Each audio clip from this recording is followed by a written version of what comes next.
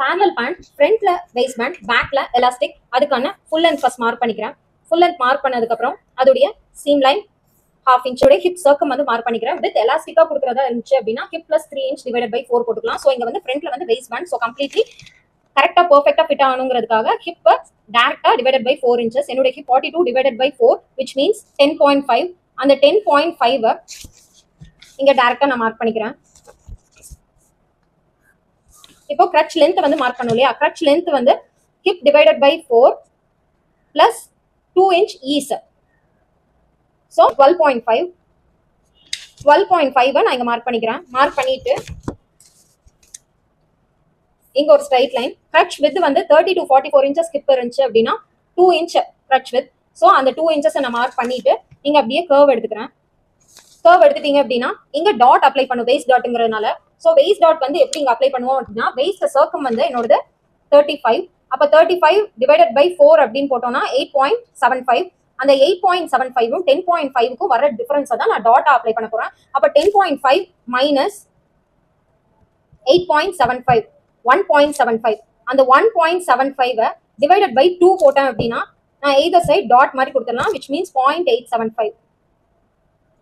அந்த 0.8 எப்படி கொடுப்பேன் அப்படின்னா இதோட மிட் பாயிண்ட் ஃபர்ஸ்ட் எடுத்துக்கணும். ஸோ இதோட மிட் பாயிண்ட் வந்து கொடுத்துட்டு டாட்டோட ஹைட் வந்து அரௌண்ட் 4 inches வரைக்கும் நம்ம கொடுக்கலாம்.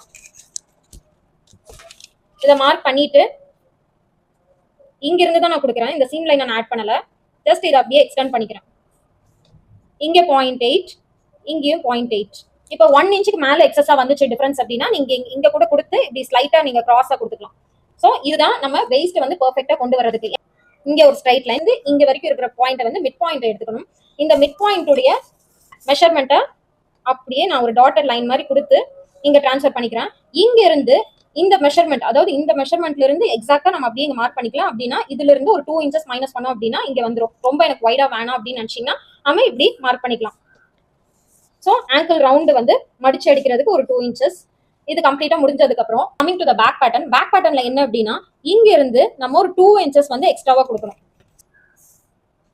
இங்கேயும் ஒரு 2 inches கம்ப்ளீட்டா கொடுத்துட்டு நம்ம இங்க எக்ஸஸா கொடுக்கணும். ஏன்னா பேக்ல வந்து எலாஸ்டிக் வரப்போகுது. ஸோ பேக் பேட்டர்ன்ல வந்து நம்ம வந்து இந்த டாட் வந்து அப்ளை பண்ண தேவையில்லை, ஃப்ரண்ட்டுக்கு மட்டும் அப்ளை பண்ணா போதுமானது. ஸோ இங்க வந்து ரைஸ் பண்ணிக்கிறேன். இந்த கிரட்சோட வித் இருக்கு இல்லையா, இந்த கிரட்சோட வித் அப்படியே 2 inches எடுத்துட்டு நான் இந்த பாயிண்ட்ல இருந்து இங்க இருந்து போக கூடாது, இந்த பாயிண்ட்ல இருந்து அப்படியே நான் அந்த 2 inches ரைஸ் பண்ணிட்டு பேக் பேட்டர்னை கம்ப்ளீட்டா முடிச்சுக்கிறேன்.